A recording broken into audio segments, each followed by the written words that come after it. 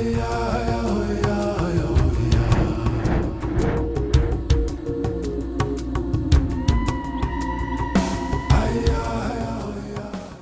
wêreld se mees bekende volstruise is geslag nadat hulle voëlgriep gekry het, 'n epidemie wat plase in die Klein Karoo verwoes. Die makvolstruise was 'n toerisme-aantreklikheid op die plaas Highgate buite Oudtshoorn waar besoekers die voëls al vir langer as 80 jaar kom ry het. Sover is meer as 31.000 volstruise geslag sedert die eerste geval van voëlgriep in April aangemeld is en verdere verliese word verwag soos die epidemie versprei.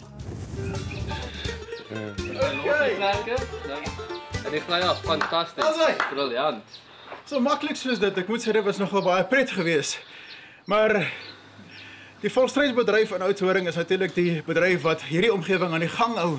Dis die ruggraat van die ekonomie van die omgewing. Maar op hierdie stadium gaan die bedryf onder verskriklik baie druk. En ons is hier om uit te vind presies wat aan die gang is. Oudtshoorn het 'n fascinerende geskiedenis. In sy gloriedae was die volstruisbaronne, soos hulle bekend gestaan het, van die mees suksesvolle sakelei in die wêreld. Volstruisvere was aan die toppunt van die modewêreld en meer werd as diamante per gewig. Die glorieryke argitektuur van die volstruispaleise reflekteer daardie era.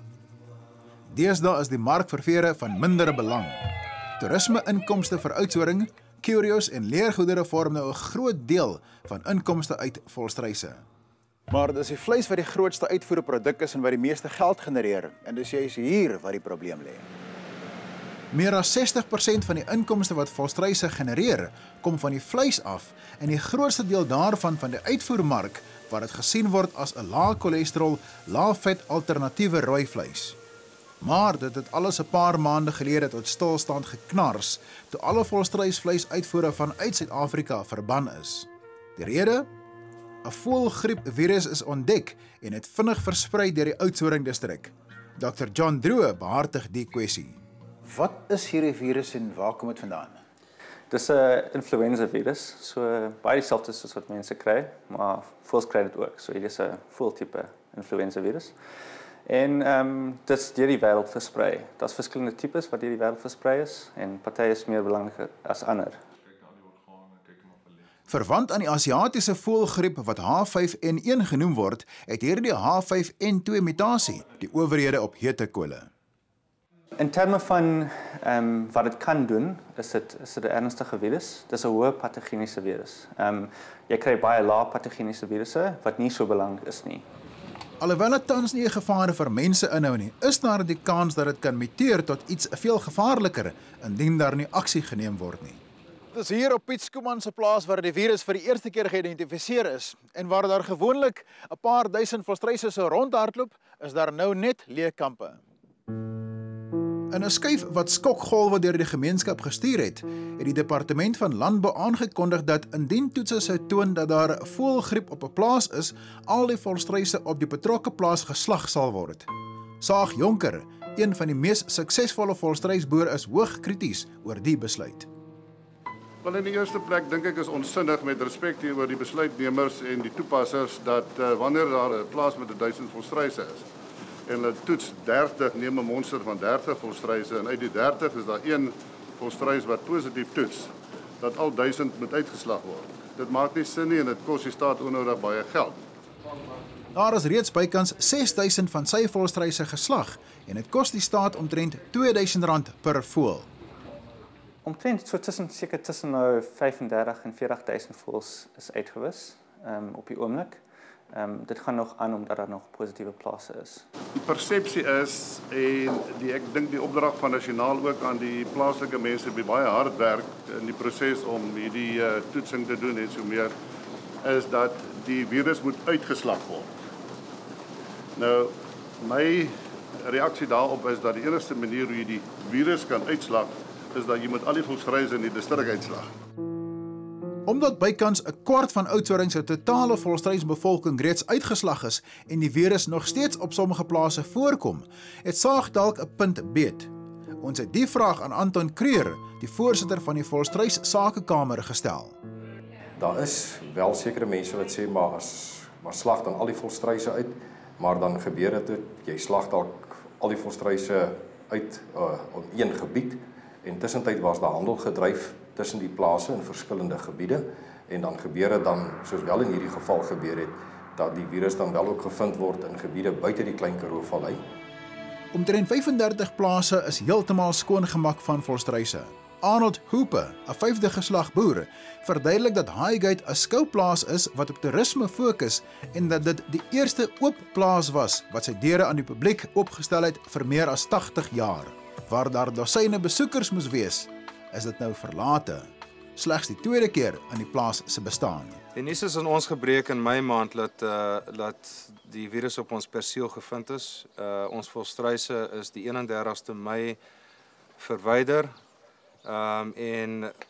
Vanaf 1 Junie sit ons met 'n wonderlike besigheid sonder volstruise en met die gevolg my personeel is almal afgelê en dat ons nou al vir langer as 4 maande wag. Ons het van die voormalige Highgate personeel ontmoet wat nog steeds op die eiendom bly en wat nog net 'n paar maande oor het om hul skamele werkloosheidsversekering toelaas te eis. Die laaste dag wat die volstruise weg is, die 31ste Mei, was dit baie hartseer dag vir ons gewees, want vir 14 jaar werk ek op Highgate en dit het nog nooit enigiets het plaasgevind daar by Highgate gewees nie. En dit was drama vir ons almal gewees. En die personeel, ons was 38 werkers en ons almal is tans by die huis. Daar is gelde uitbetaal deur die regering in die begin. Maar in ons geval het ons R2000 per volstruis ontvang en die waarde van my volstruis ten opsigte my toerismebesigheid is meer as R7000 per maand per volstruis. Dit het desperate tye vir Arnold geword. Hy sukkel om steun te kry om sy personeel te laat heroplei sodat hulle elders 'n lewe kan maak. Die plaaseienaar het nou soveel aansoek al gedoen vir ons by die government vir hulle noem dit kursusse. Ongelukkig en tot groot frustrasie van almal het hierdie heropleidingskursusse nog nie gematerialiseer nie. Ek werk baie na saam met ons eienaar. Hy het al so baie dinge probeer. Elke loop het iemand in 'n muur vas. Baie van die werknemers wat vir my nou werk, het my as kind help grootmaak. Ek het 'n verantwoordelikheid om te help. Dit blyk asof die enigste uitweg is om gou van die virus ontslae te raak. Die vraag wat almal vra is, waar kom die voëlgriep vandaan? Een teorie is dat wilde voëls wat lang afstande vlieg, kan virus bring van ander lande af. Dit is blykbaar voëls soos hierdie wilde voëls op hierdie dam hier in Oudtshoorn wat moontlik die draers kan wees van hierdie H5N2 virus. En Dr. John Gruwer gaan eersdags hier 'n draai kom maak en bloedmonsters neem van hierdie voëls om te toets of dit wel die geval is of nie. Alles is baie teoreties en ons het nie 'n vaste oorsprong van hierdie virus nie. Die hele Oudtshoorn distrik en omliggende gebiede is as beperkte gebied verklaar en sommige dele is onder kwarantyne. Die departement van landbou het 'n proefplaas in die area. Die virus self. Hoeveel weet jy van die virus? Man, ek weet maar die basiese, maar weet jy, dit is maar wêreldwyd eintlik is daar baie vrae nog rondom dit. Daar's nog baie navorsing gedoen moet word en die meeste navorsing gedoen is op hoenders gedoen. Die hoenderbedryf word wêreldwyd beskerm omdat dit so 'n sleutelbron van proteïene vir die massamark is en in Suid-Afrika is dit ook die geval. Indien hierdie H5N2 virus daardie bedryf sou aantas, kan dit verwoestende gevolge hê. Ons het nou maar gesien die hele manier die bedryf gestruktureer is, het half bygedra tot die probleem. So een boer spesialiseer in 'n spesifieke area en dan word die volstruise geskuif na 'n ander deel toe. Sê nou maar vir die grootmaak van die kuikens byvoorbeeld, omdat dit 'n baie sensitiewe deel is. Dit is 'n groot probleem, maar dit kan mos nou as daar 'n virus is, versprei dit die virus eerstens baie vinnig.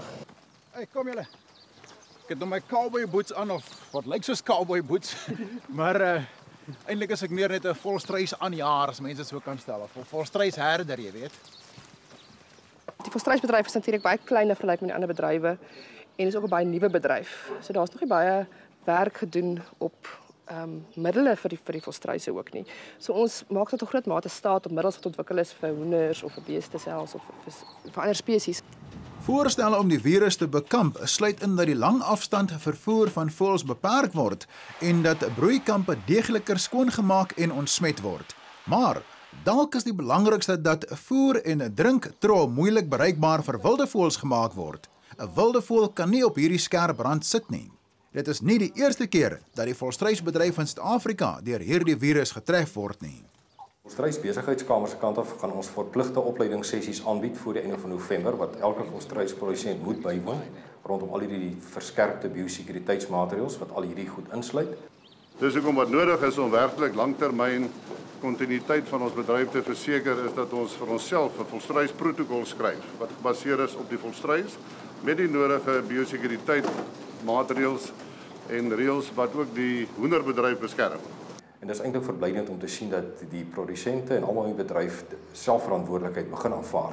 'n Nuwe taakspesifieke navorsingslaboratorium is tans onder konstruksie in Oudtshoorn.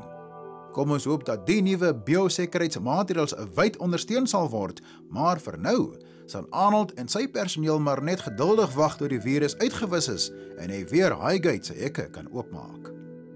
So die volstruis is in my bloed. Die volstruis is in my personeel se bloed en ons sal voortgaan met die volstruisbesigheid.